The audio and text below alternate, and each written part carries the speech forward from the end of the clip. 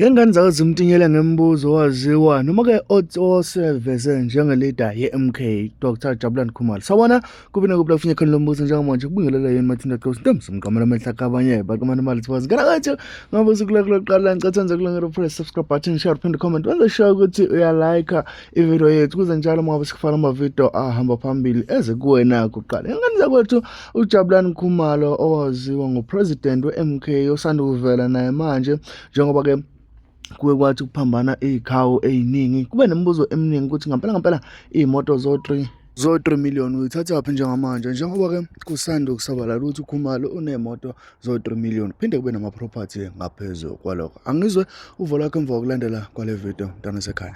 uKhumalo uthe meqeda ukurejista kwasiba khona leyanto yabo phose bengenalutho befaka uphaca njengami ehamba eduze kwesicathulo engenalutho. Ama-forces have been trying to trace who exactly is the owner of the MK party, because if it were registered by myself babezodetecta vele ukuthi awumngani kababa.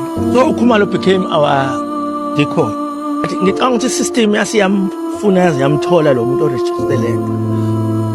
They had to find the person who registered and deal with him. Bambona bamheha kanjani. Well, he has a history of his own. Uyayithanda imali nama-weaknesses. All of a sudden he has properties he owns. Mina ngavalelwa imali. Same time angitholi lutho. Unamagazebo, unama-t-shirt, unazo zonke into zemkhondo but distributing.